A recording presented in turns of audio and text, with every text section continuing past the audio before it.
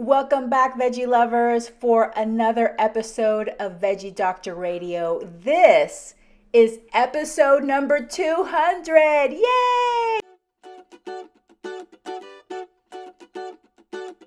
Welcome to Veggie Doctor Radio. I am your host, Dr. Yami, board certified pediatrician, certified lifestyle medicine physician, certified health and wellness coach, author, speaker, mother, wife, and human being.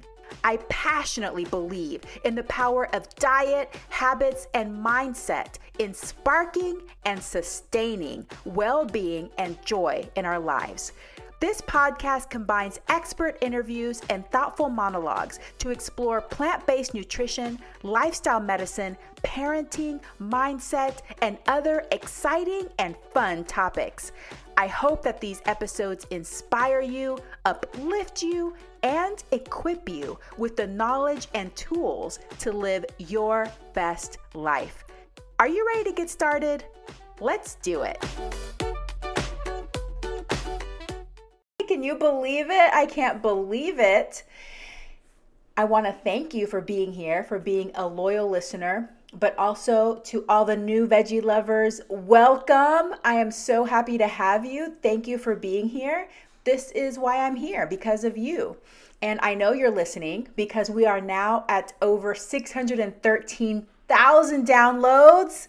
Yay! I can't wait till we make it to 1 million. I'm going to have to do like a big giveaway of some sort. So thank you. I know that you're listening. I appreciate you. Thank you for writing into the show, Yami at dryami.com. If there's something that you want me to answer on the show, a special guest you want me to have, I welcome it. So thank you. If you want to give me a little gift for the 200th episode, can you please share this with 2 people in your life? You don't have to share this specific episode. Share your favorite episode or just share the podcast with them. I would love that so much. If you could spread Veggie Doctor Radio love around, we can get more listeners and get this message out to even more people around the world. So I have to admit that the 200th episode just kind of snuck up on me. We have been back to interviewing guests and it's been going great.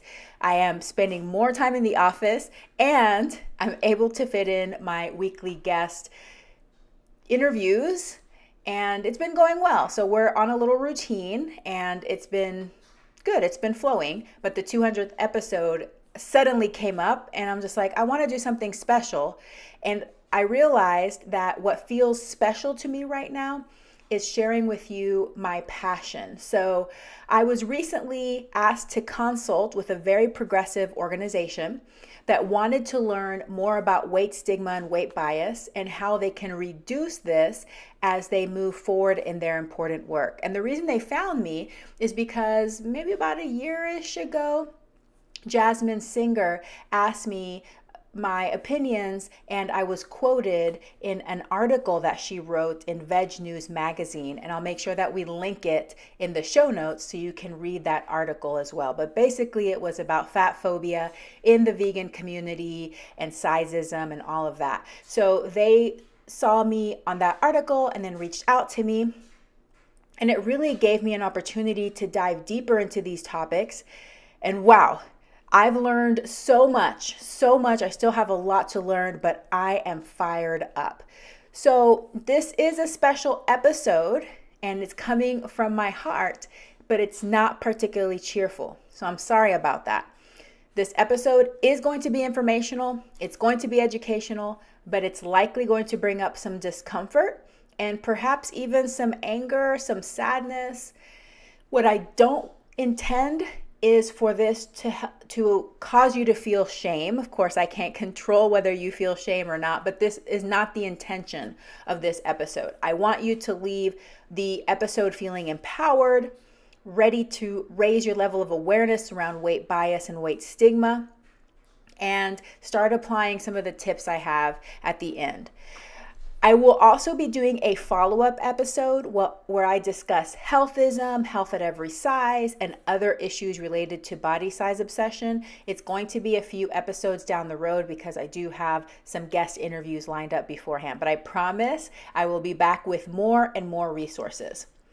But before I move on to discuss this topic, I also want to let you in on some exciting news. For a limited time, I am opening up slots for one-on-one health and wellness coaching. So that means that I will be working directly one-on-one with clients with their health and wellness goals. So I'm a national board certified health and wellness coach. I do spend the majority of my time in the office seeing my little kiddos, which I love them very much, and doing doctor stuff. But I love working with clients on their health and wellness goals, so I decided to open up some space in my schedule to do that. Who is this right for? It's particularly right for anybody who is ready to ditch dieting and diet culture, but they're interested in setting and achieving sustainable goals in their life. So I am board certified in lifestyle medicine, but I also have my lifestyle medicine coach certificate. So I am particularly attuned to helping you with goals around nutrition, sleep, stress reduction, joyful movement, anything you feel like you need to move towards the well-being that you desire. So if you're curious about this and you want to find out more about how we can work together, set up a free discovery call. So it's about 15-20 minutes. We can talk about what you're looking for. You can understand more about what I do, see if we're a good match for each other, and then work together.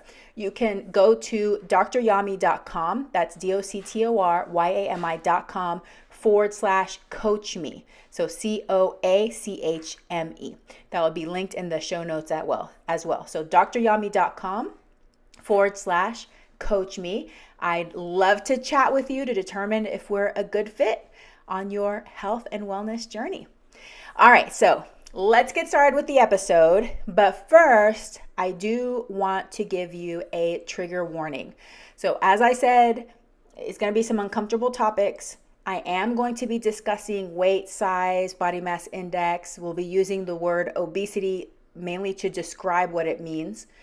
So this information may be triggering for some people. If you are at a point in your journey that this is not right for you, please stop listening now and come back at a later date where you feel that it might be more appropriate. For everybody else, if you're not concerned that you're going to be triggered, just know that you're probably going to feel some cognitive dissonance and uncomfortable feelings. So strap yourself in and let's go. I also want to give a disclaimer, just so that you know where I am in my journey. So I'm at the beginning of this journey of learning more about these topics, how they apply to me, my patients, my clients, all my fellow humans. That being said, I don't identify as a fat activist, a fat liberationist, or a body liberationist, mainly because I don't know enough about those movements. So I can't claim to be one of those advocates at this point. I also don't have the lived experience of living in a body that is considered much larger than average. And I'm aware that I have many layers of privilege, and I'm also aware that I have a lot to learn. So I come to you from the perspective of a physician, health and wellness coach, a mother, and a woman of color that has struggled with their own disordered eating and body dissatisfaction for several decades. I'm also aware that we all have implicit biases, which may take some time to uncover. And that's where I want to go next.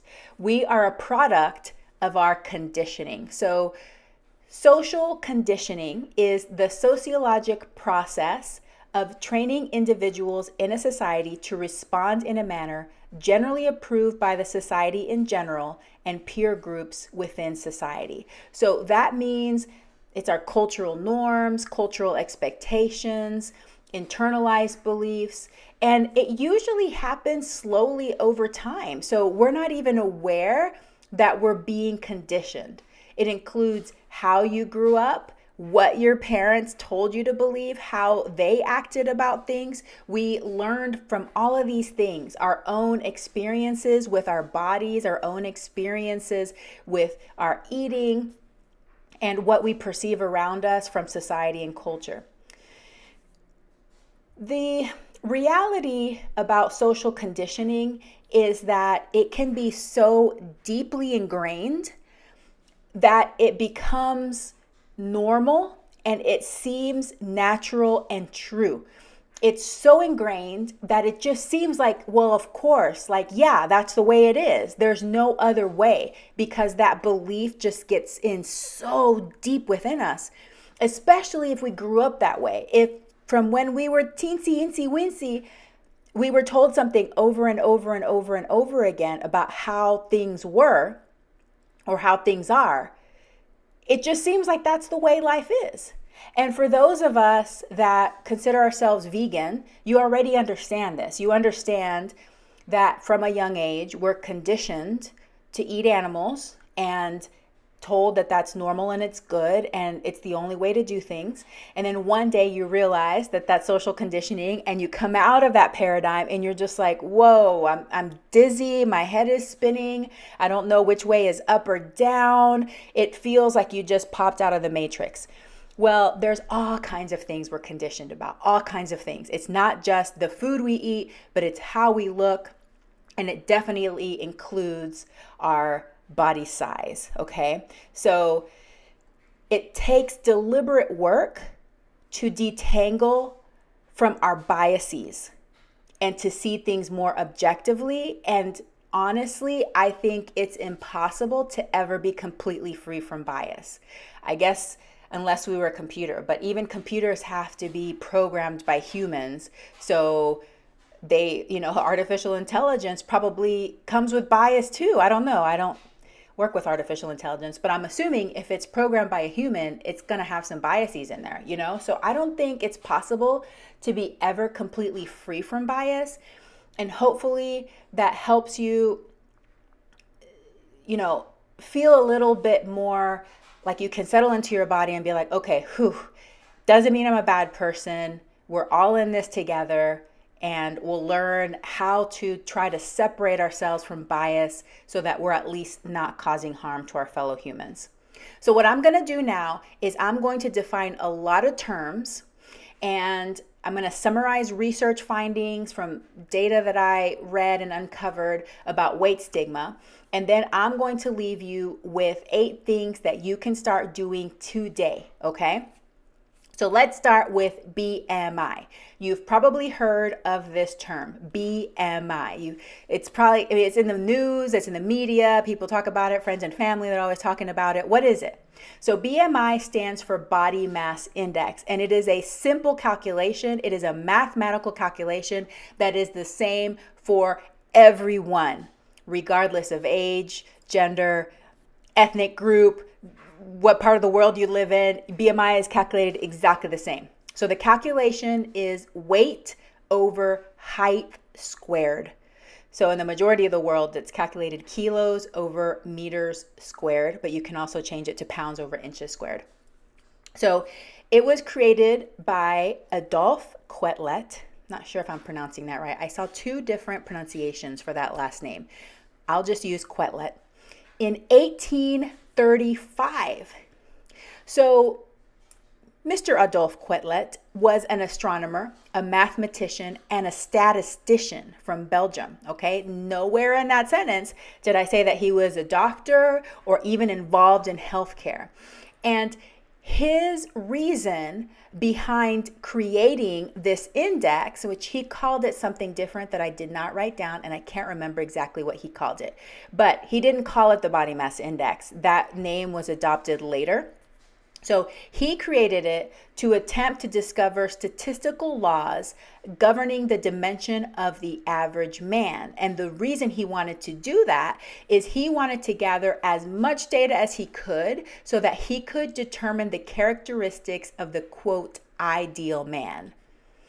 man being a key word there because his work was all in men. Of course, it was 1835. Okay. So at that point, men were probably seen as superior. I mean, I guess in some cases they still are to women. And so they didn't even study the women. They just studied the men.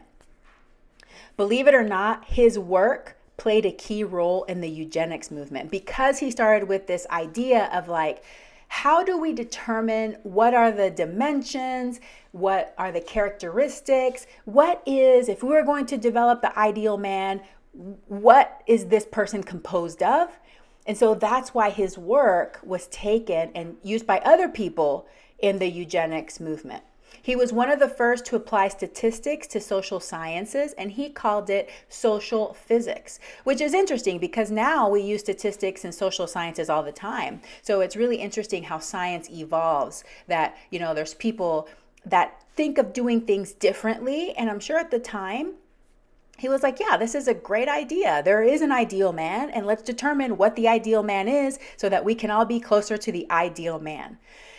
The reason he did this, created this index, is because obviously people come in different heights. So if you're just looking at weight, that's going to be off. If you're just looking at height, that's going to be off. So he had to create this mathematical index to try to understand the body composition of a person and then put that into a normal curve. Okay, so you are able to take everybody's height divided, or weight divided by height squared, and then plot it on a normal curve, which you may have heard it called a bell curve. And then he can see what the average is in the middle and determine what the ideal man is. Okay. So that was in 1835. And then over time, they started applying it to other things. And eventually it was adopted in healthcare and medicine. One thing that I found interesting is that between 1960 from 1960 to 2002, which we're now 20 years after 2002, believe it or not. I can't believe it. Anyway, so that was still 20 years ago. From 1960 to 2002, the average body weight in men increased by 24 pounds. That is a lot. And height increased by 1 inch. So that tells you that nutrition changed significantly between 1960 and 2002. And I imagine between 2002 and 2020, it's increased even more. So as you can see, this average BMI has definitely increased over time.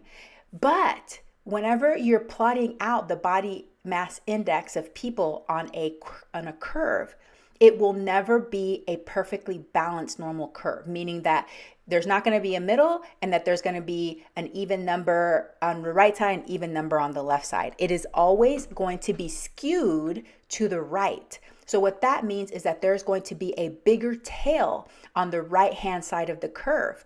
And the right-hand side of the curve is where the bigger BMI numbers are. The left-hand side of the curve are where the smaller BMI numbers are. So you start in the middle, that's the average, mean, the median. And then you go out further and further from the center. And that's where you get people that deviate more from that central average, the median of the curve. So when I read about this in one of the studies, I had never thought about it this way. And you may still not understand it. And it's probably, if you do understand it, maybe you're not going to care, but it blew my mind. Okay. So the reason that the tail on the right will always be bigger, so it'll always go out further than the tail on the left, is because below a certain body mass index, you don't have enough fat on your body to survive. So on average, a BMI of less than between 13 and 16, depending if you're a man or a woman, is incompatible with life. Okay, so if you're below a certain number, it's going to be really hard for you to survive. You don't have enough mass on your body, namely fat, which is our storage organ, to survive. So I find that mind-blowing because we're always talking about the people on the right side of the curve and how they're going to die. Like, you're going to die, you're going to die, you're going to die. You know what I'm saying? But obviously they're surviving because there's a lot of people on the right side of the curve. You know, I'm not saying it's ideal. We're not arguing that right now, but I'm just saying that this is mind-blowing to me that I never thought about it that way. That below a certain BMI, your survival is very low. It's incompatible with life. But we can have a really high BMI and still live because fat is a storage organ. It's made to help us survive. So that is super interesting to me. And like I said, depending on if you're a man or a woman, that's a BMI of 13 to 16, where essentially you could calculate that they may have like zero body fat. The average runway model has a BMI of 16. Okay? Currently, what I looked up for the average BMI of the average American female in the United States is 27. So in the next podcast, I'm going to talk a lot more about how we got to this ideal and what the ideal that we glorify right now. But I just wanted to kind of point that out because that is a huge difference. Runway model 16, on the edge of survival, average female 27.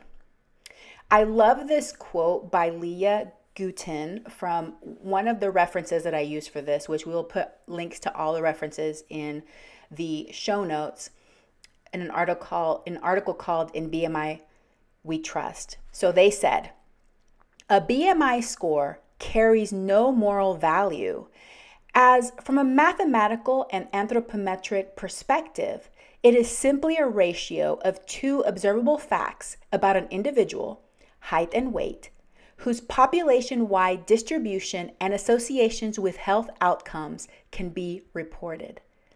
I love that. It is simply a ratio of two observable facts whose population-wide distribution and associations with health outcomes can be reported. Associations can be reported. Two observable facts. Yes, you have a height, you have a weight. That gives you a BMI. We've done studies where BMI is associated with things. Correlation does not necessarily mean causation. I love that quote. Let's move on. So that was BMI. Let's talk about the term obesity. In general, we think of obesity, or the thought of obesity in the medical community, is having an excess amount of body fat. The way that it is determined for the most part, the majority of the time, is simply from the BMI number. So they will take your BMI number and they will put you in a category, and the assumption is if you're in a certain category, you either have normal, low, or high body fat. And it's gone to the point, of course, where there's thousands of studies where they've looked at associations between BMI and health outcomes, okay? Just like Leah Guten said, associations can be reported, okay? So what are those cutoffs? So currently in the United States, and these are also the World Health Organization cutoffs, but not every country or every group or population has the exact same cutoffs, but this is what we use here. So over 30 is considered obese, and there's different levels of that. I'm just going to report the main one. 25 to 29.9 is considered overweight. 18.5 to 24.9 is considered normal, and less than 18.5 is considered underweight.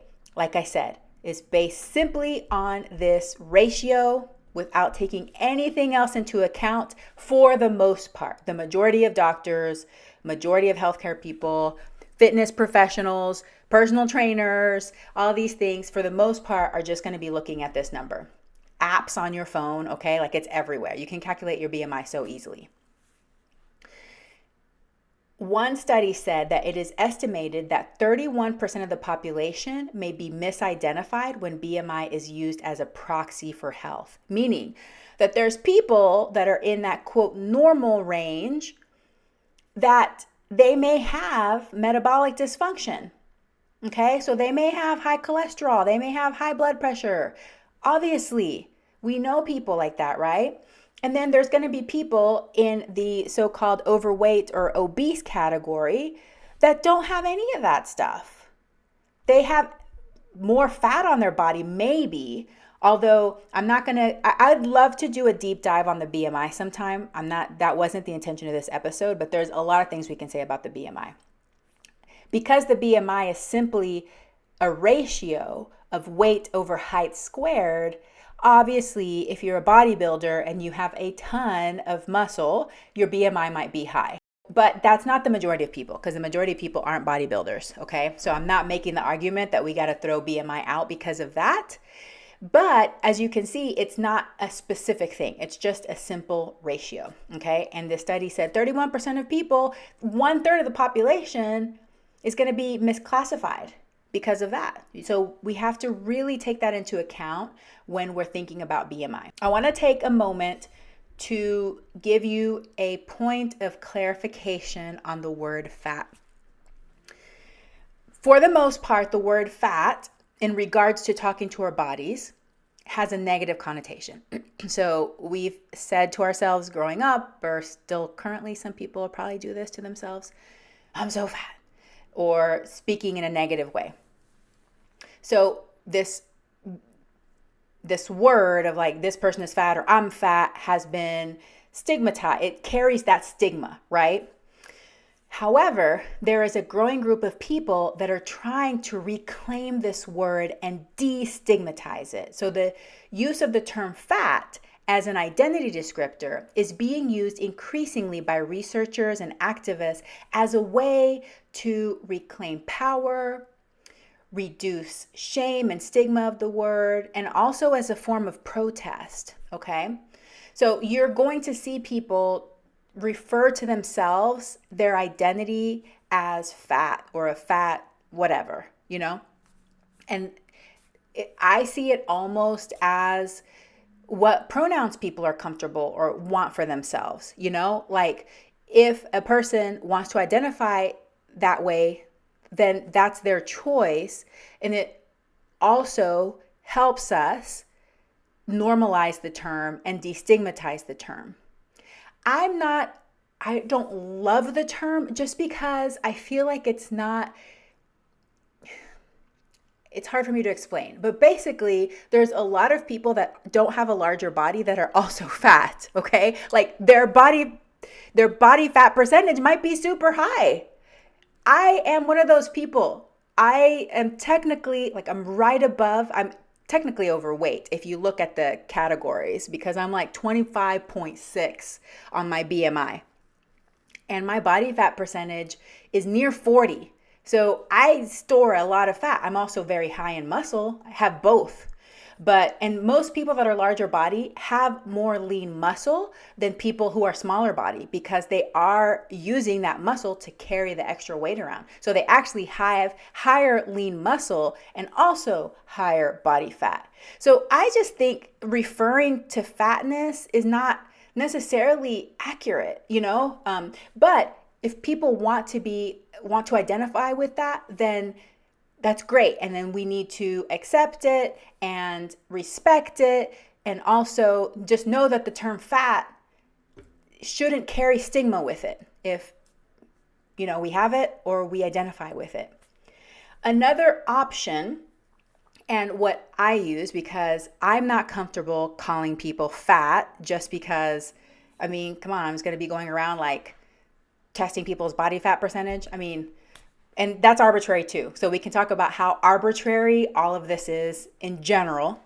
But another option is to use person first language, saying a person with a larger body. So that's generally what I use. And when I refer to people with larger bodies, we're talking about people that are beyond this norm of this bell curve that is obviously skewed to the right. And so that's a little bit of semantics there, but as you explore more and you're seeing this community, you're going to be seeing the word fat more. At the beginning, it's probably going to be uncomfortable. It's going to feel weird because we're used to using fat as an insult. You know what I'm saying? So just be aware of that. And I wanted to clarify that in case you weren't familiar with the way that that's being used. And I also think, just like pronouns, like I said before, if somebody wants to identify with fat, that's great.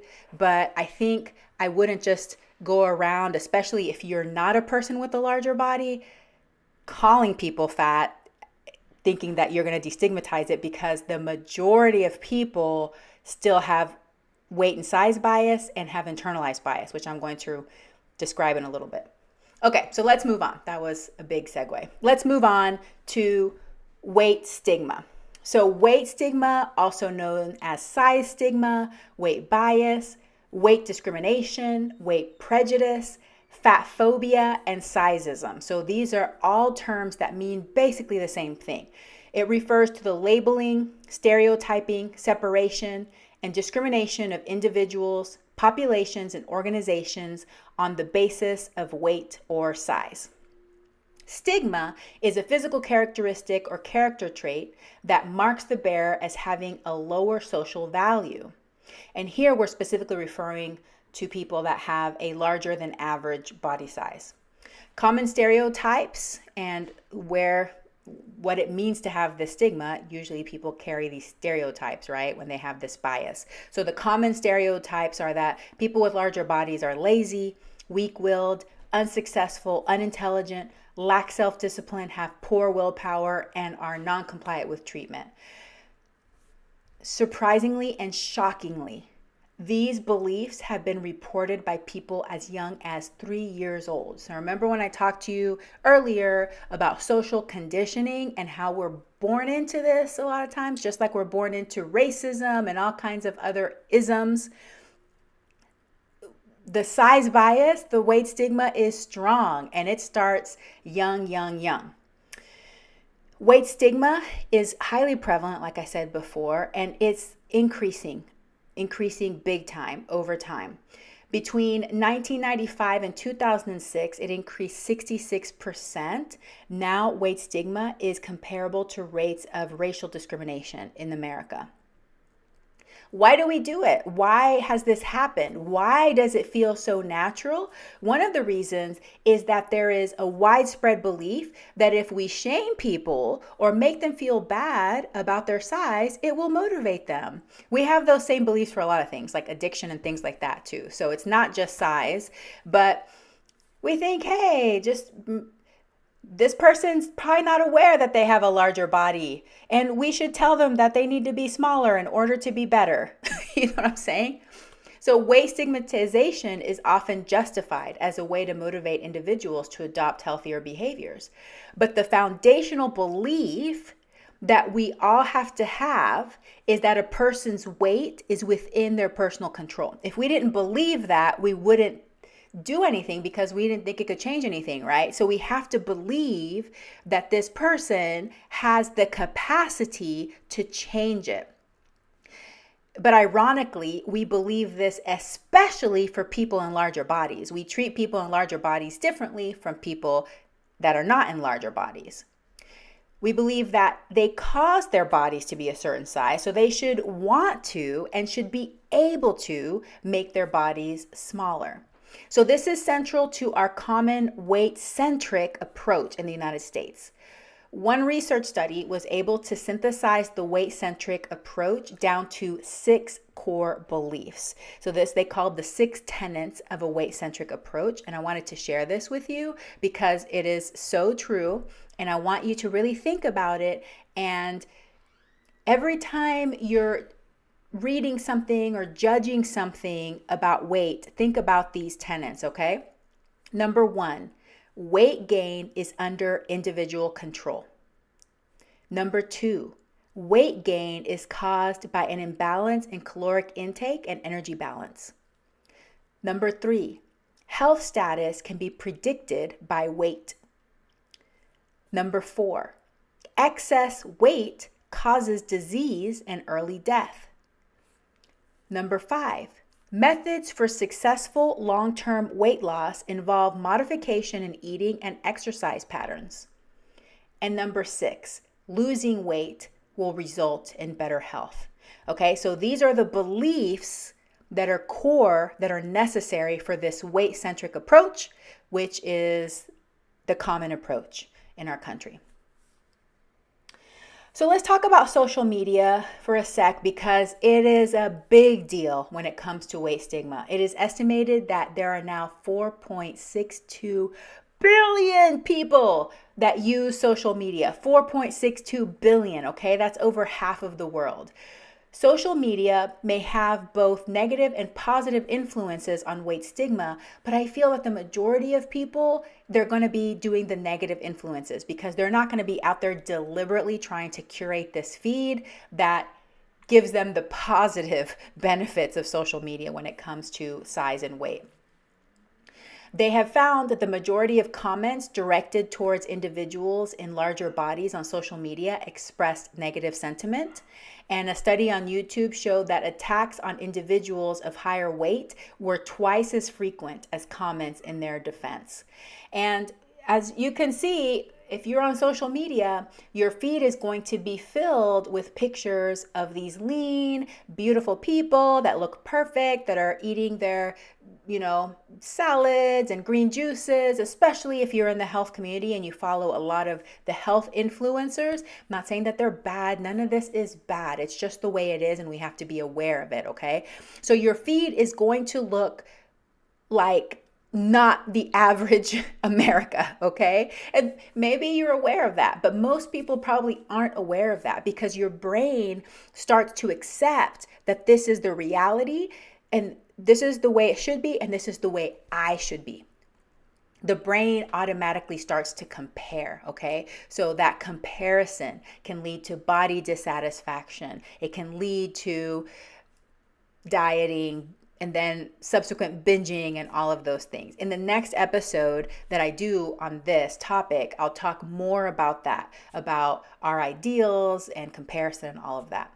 But let's move on to medical weight bias. So what is medical weight bias? It is weight or size bias within the healthcare setting that can affect the medical treatment of an individual. Unfortunately, doctors are one of the most common interpersonal sources of weight stigma. They experience both implicit and explicit weight bias at the same rates as the general population. But really, if I had to guess, I think doctors probably have more bias, honestly, because we're immersed in this health world that says this BMI is bad and this BMI is good, and we have to do it all the time, and insurance companies force us to talk about it, otherwise you don't get reimbursed. So I feel that doctors probably have more weight bias than the average citizen out there. And I want to also differentiate between implicit and explicit bias, just so that you know what that means. So implicit bias means that you are unaware. It is unconscious bias. Explicit bias means that you are purposely doing this thing, so you're aware of it, okay? So implicit and explicit. Patients with higher internalized weight bias, and I'm going to tell you what that is in the next definition, are more likely to avoid healthcare, are likely to experience more judgment from their doctors and report less frequent listening and respect from their providers, as well as lower quality healthcare. These doctors that have this bias are likely to engage in less patient-centered conversations with people in larger bodies because they believe that they're lazy, undisciplined, weak-willed, have less respect for people in larger bodies, and may spend less time educating people about their health, may over-attribute symptoms to problems with body size, and are less likely to refer or prescribe medications beyond advising weight loss. This is so common, and me working with clients and talking with people that have larger bodies, this happens all the time. And what happens when doctors are biased in this way, and it doesn't mean a person is bad because it's a bias, and a lot of the times it's implicit, right? So you don't even realize you have it. But what happens is that you discount symptoms and you say, well, that's obviously just because you're too large. So your knee pain is because you're too large. So there's so many stories of patients that were told, just go lose weight, go lose weight, go lose weight. They had massive tumors. They had real medical problems that could have been addressed earlier, so that they could have less pain and better quality of life. So this bias hurts patients. But I'll take it a step further and say that it hurts every patient, whether they're in a larger body or in an average size or lean body. And the reason is because the bias goes both ways. A doctor may assume that a person with a larger body has all these health problems because of their weight, so you just need to lose weight. But then a person with a leaner body, they may not even think that that person could have a health problem because they look naturally lean, and we associate smaller body size with health, and that is just not true some of the time. Okay, so there's a lot of people that are healthy, whether they're average lean body size or larger body size. And there's people that have health problems, whether they're larger bodied or they're leaner bodied. Okay. So whenever we have this bias, we can start misdiagnosing people because we are judging them based on their body size, or not asking the right questions, not ordering the right tests, not referring, because we're like, oh, you just need to lose weight, or, oh, you look lean and athletic, we don't need to do that test. And if you're in my email newsletter, I did send in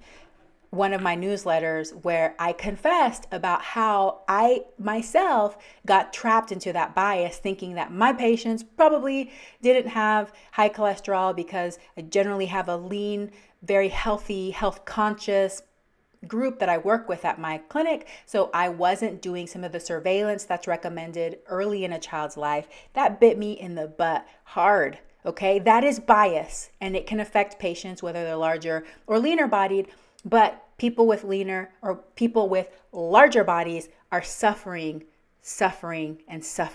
really hard because of the size of their bodies, okay? People with higher BMIs are 3 times as likely as people with normal BMIs to say that they have been denied appropriate medical care. People that feel stigmatized are less likely to seek medical care or delay seeking medical care because they fear they will not be treated well. I've said this on the podcast before, but they did one study of women that 30% of the women in that group that they surveyed had either avoided or delayed medical care because of their weight, because they were afraid that they were going to go and that they were going to be lectured to lose weight, but they had some other medical problem that they needed addressed. Okay, so can you just see like how this is just like this vicious cycle of we keep telling people that are larger bodied, you're so unhealthy, you need to lose weight, and they become unhealthier because of our bias? They may not even have been that unhealthy to begin with, but because of this bias, now they're not getting diagnosed, they're not getting treated. And so, yeah, now it's like the self-fulfilling prophecy of all of these people with larger bodies will be unhealthy because they can't even get proper medical care. As you can see, I'm very passionate about this and I get a little angry, okay?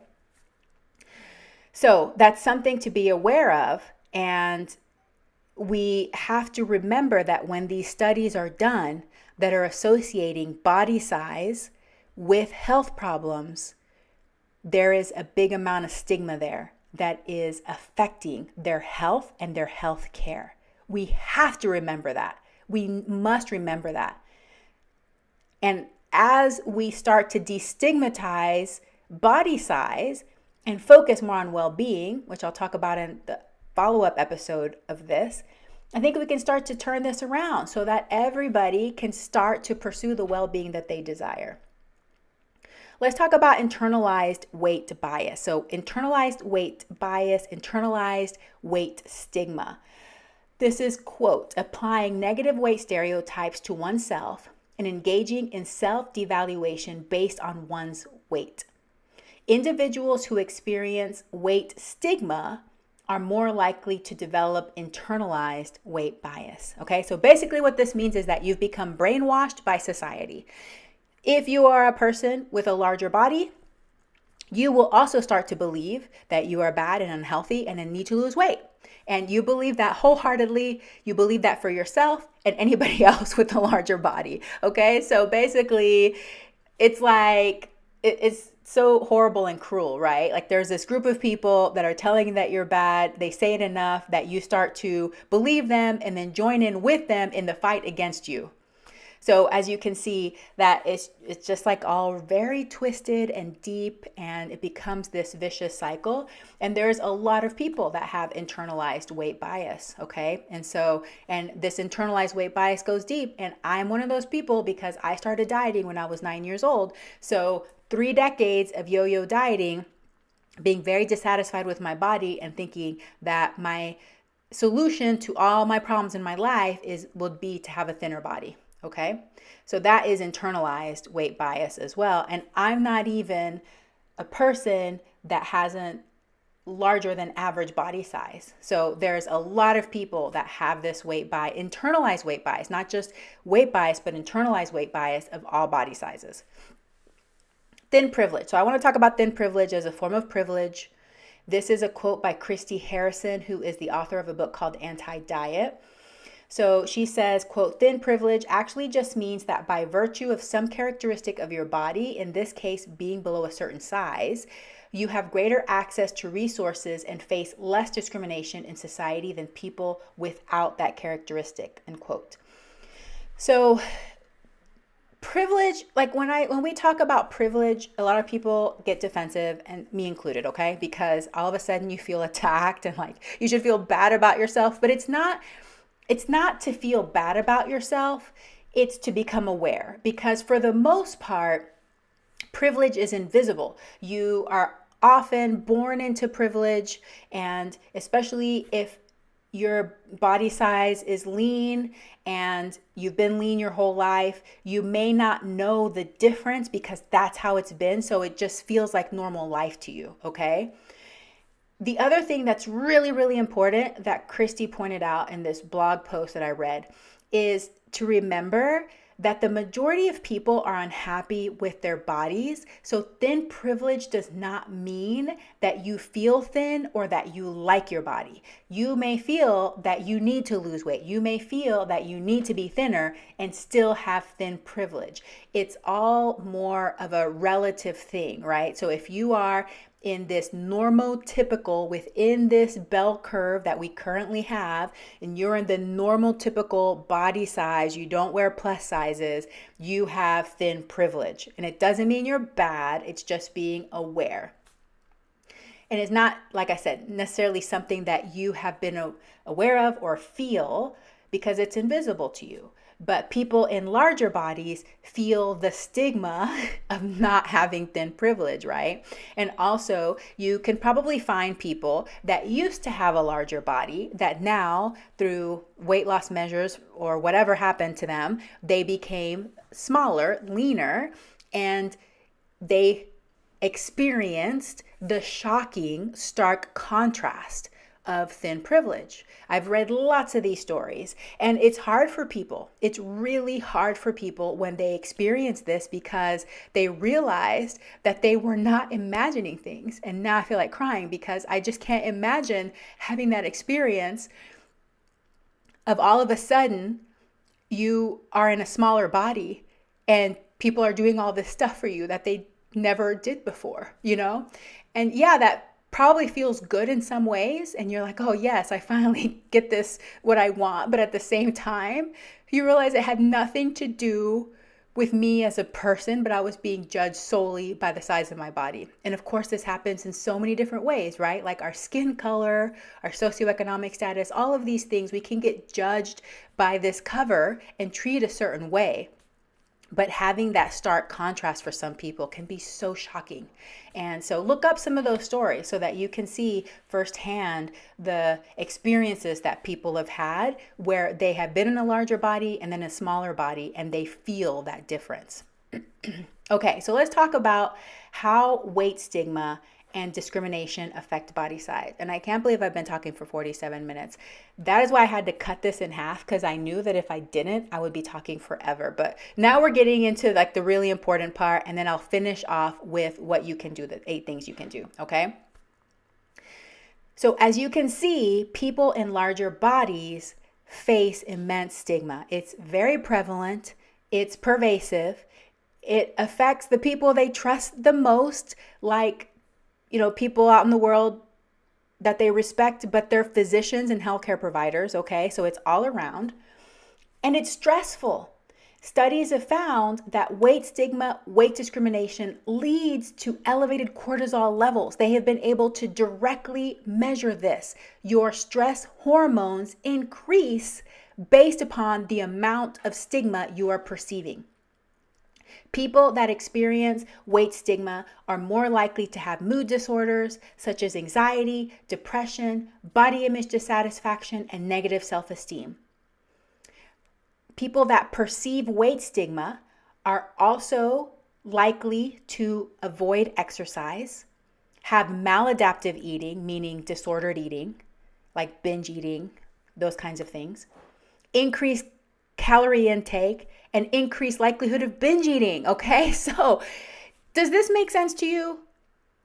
If you're really stressed out because people are treating you badly because of the size of your body, does it make sense to you that you might cope with something that you already have available to you, like food?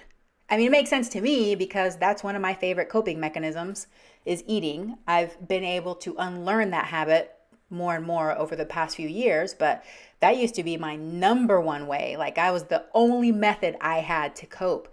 And for some people, it may still be. It's very common. It's a very common coping mechanism for people in all body sizes. It just happens that for these people that experience weight stigma, they do the same. So youth that are exposed to weight stigma are more likely to binge eat and also engage in less physical activity. Weight stigma is significantly associated with greater disordered eating, sleep disturbance, and alcohol use, even after controlling for BMI, okay? So this is so important because people might say, well, yeah, if you're bigger, then obviously that's the way you are because we have all these stereotypes, right? So you're gonna eat more and you're not gonna exercise, but they have found these associations even controlling for BMI, meaning that there's people that might be within this normal curve, but if they perceive that they're being stigmatized for their weight, they develop these behaviors, meaning that the behaviors are developing likely from a stress response due to the stigma, the discrimination. Okay, there's no gender differences in these findings, which is important to know too. So as a woman, I always think about other women because I am a woman and having body image issues and experiencing stigma, but it happens to men as well. So we can't leave them out of this discussion. What's really heartbreaking is that people who reported experiencing weight discrimination had a 60% increased chance of dying independent of BMI. Okay? So this is controlling for the actual size of their body. Those that experience weight discrimination had a 60% increased chance of dying, which is why weight discrimination is literally deadly. The mere perception of being overweight, even among those with a quote normal body mass index, is prospectively associated with unhealthy blood pressure, CRP, which is an inflammatory marker in our blood, cholesterol, and blood sugar levels. So even with those people that have normal BMIs, if they are perceived to be overweight, like they think themselves that they're overweight, so they have this internalized stigma, they have this internalized bias, they begin to have these health problems. People that perceive weight stigma are more likely to gain weight and have increased waist circumference over time. And back to the social media, when we talk about weight stigma and weight discrimination, when we are exposed to thin, idealizing ads, it results in greater dislike of people that are above a certain body size, which I'm going to put in quotes, overweight and obesity. So when we're exposed to these ads that show lean people, which is like all the ads pretty much, right? We start thinking that people in larger body size, they're not in that category. So we start to dislike them already, and that's probably implicit. Like you're not thinking in your head, oh, I don't like people that are large. It's just this thing that you're starting to associate.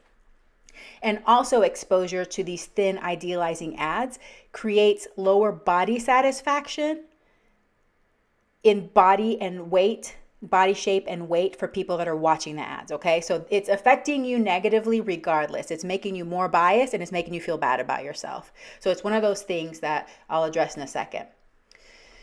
Now, what's really interesting is that I found out this stat about federally protected categories in the UK and in the US, and weight is not a federally protected characteristic in fair employment laws. People with larger bodies are more likely to face employment discrimination based on body size. Women with larger bodies are paid less on average. And then what is particularly disconcerting is that there's a greater percentage of people with larger bodies in already marginalized groups, such as ethnic, racial groups, socioeconomic status, immigrant status, meaning that they may face multiple stigmas on a day-to-day basis. So if you can imagine an economically disadvantaged immigrant woman of color who's a single mother and also has a larger body size, imagine how many levels of stigma that person faces and how much stress and cortisol they're experiencing just trying to move through their life on a day-to-day basis. And in the follow-up episode, I'll talk about food insecurity and some of the very interesting correlations with food insecurity. So that stress level is probably really high, which is increasing the risk for all of these other health problems: blood pressure, cholesterol, blood sugar levels, all of these things. Okay, that was a lot. How are you feeling? Take a deep breath. I'm going to take a deep breath. Okay, let's center ourselves and let's talk about what are the things we can do. There are things that you can do starting right now, starting today. So I'm going to give you 8 suggestions for how you can be part of the movement to destigmatize body size so that we can start to normalize different body shapes and sizes and cause less harm to our fellow human beings. Okay, so what can you do as an individual? Number 1, acknowledge and become aware of your weight and size bias. That's number 1, the first thing we need to do. And know that because there's a lot of our biases that are implicit, they're subconscious, you're not going to be aware of it right away. So really thinking about things, really noticing how and why you do things, the little subconscious things that are happening in your brain when you're looking in social media, etc. So first, acknowledge that you have bias. Yes, we all have it. Don't feel ashamed. It's just part of life. And then become aware of these biases. Number 2, stop commenting on and referring to people's body size. This takes practice. It's not easy because one of the ways that we congratulate people is by telling them, oh my gosh, you look so good. Have you lost weight? What are you doing? You look so trim, so this is rewarding. It's like feeding into the machine, right? Like, when I talk about watering the flowers and not the weeds, well, we're like watering, we're giving more oomph. We're giving, that support and encouragement to the weight bias when we do that, okay? Number 3, stop assuming that people should or want to lose weight. We're going to talk about healthism in the next follow-up episode. I keep saying next episode, but it's not the next episode. It's going to be a few episodes down the line. Healthism is when we start connecting people's worth to their health. And so don't assume that everybody should or wants to work on their health. I know that's hard to accept. And not everybody wants to change their body size, or maybe they've already tried and they're sick of it and they're done with that. Okay. So that's an assumption we should stop asking people to do. And really just remember, it's none of your business. It's their body. Okay. So I don't want to sound like blunt or mean or anything, but it's just true. Number 4, stop judging health based on size. This one also takes practice because it is so ingrained, right? We see a person, they might be larger body, and we're like, oh my God, they're going to have a heart attack. Okay, this is a belief that is deeply ingrained, and it's supported over and over again in the media and social media by our friends and family. So catch yourself when you're having that thought, especially if you're saying it out loud, especially if you're saying it out loud around your kids. Please, let's stop the cycle now and help raise a generation of people that don't have this strong weight and size bias and healthism.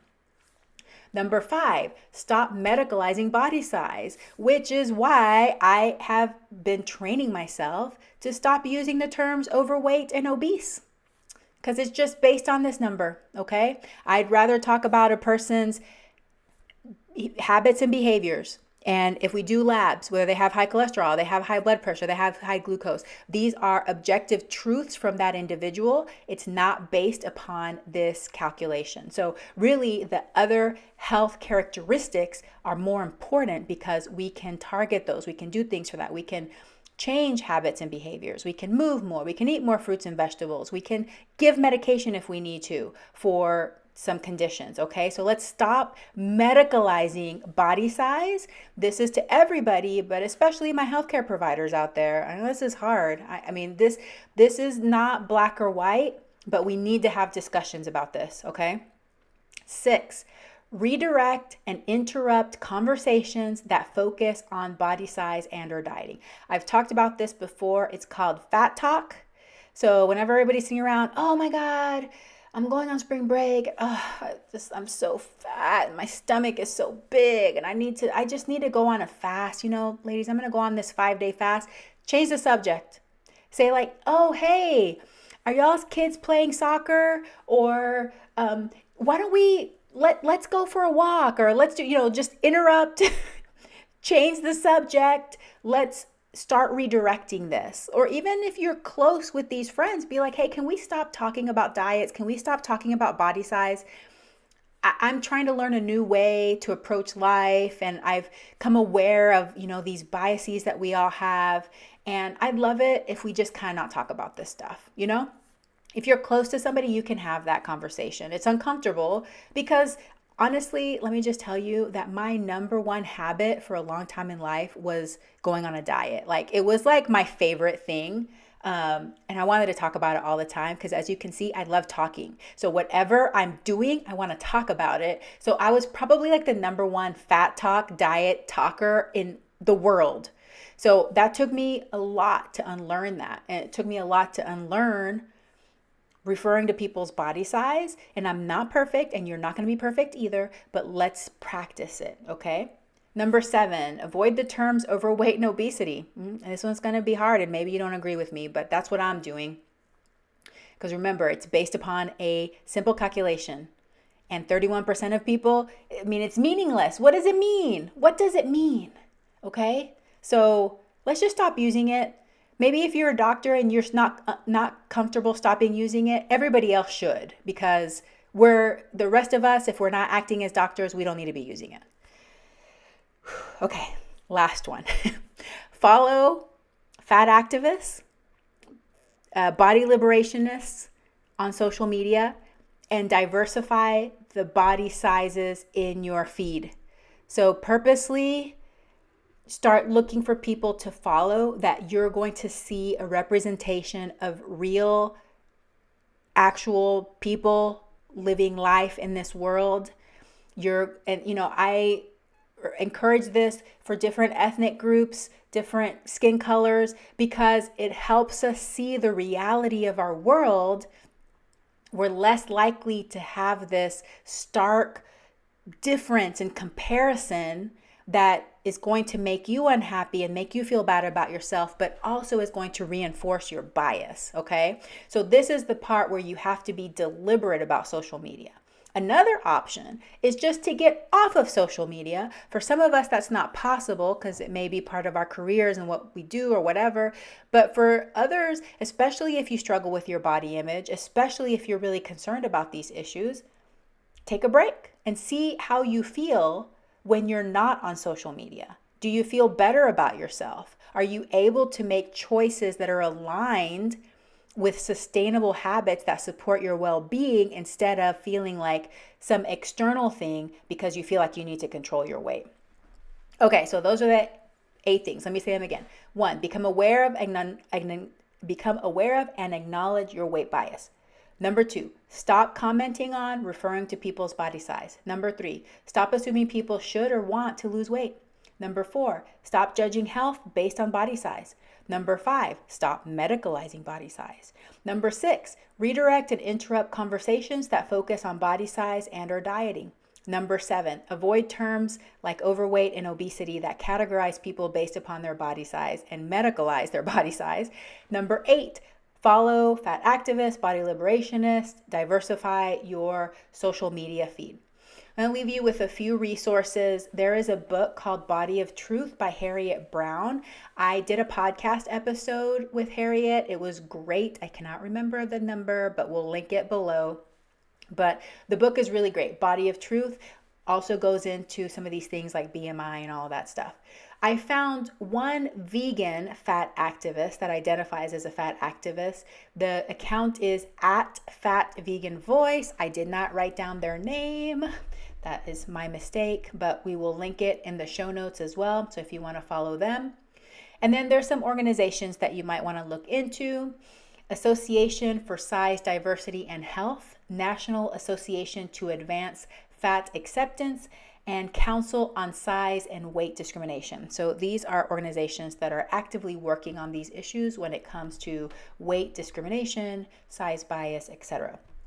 And finally, there is a psychological test that I recommend you take. I was surprised by my results, but then I realized I shouldn't have been surprised because we all have implicit biases we're not aware of, okay? So this test is called the Harvard University Implicit Attitudes Test on Weight Bias. The Harvard University Implicit Attitudes Test on Weight Bias. And it is like a classical psychological test where you're like pairing things. It's really cool. But we'll put the link to it if you have time. It takes around 10-ish, maybe 15 minutes at the most, probably around 10 minutes. And then it'll give you results and compare you to everybody else that's taken the test. And it's really cool. So we'll link that in the show notes. I will link all the articles that I used to create this episode today so that you can read them yourself, because there's a lot more details. And I have gone over an hour and I could go more. But there'll be another follow-up episode where I'll discuss some more topics that are relevant to this. I appreciate you. Happy 200 episodes. Like I said, please share this episode with 2 people. If you want to give me a little gift, I would appreciate it. And if you're curious about doing one-on-one coaching, go to dryami.com, spelled out, /coach me. Thank you, veggie lovers, for hanging in there with me. I hope that this was educational, and I hope that you're feeling empowered and that you have some things that you can do. If you like this episode, I want to know. If you have ideas for other episodes, please reach out. Thank you so much, and have a very plantastic day. Hey, veggie lover. I hope that you loved today's episode. Will you take a second and do me a huge favor? Please subscribe to my podcast so that you never miss an episode. You're the reason I'm here, and I want to share it all with you. Thank you for listening, and have a plantastic day.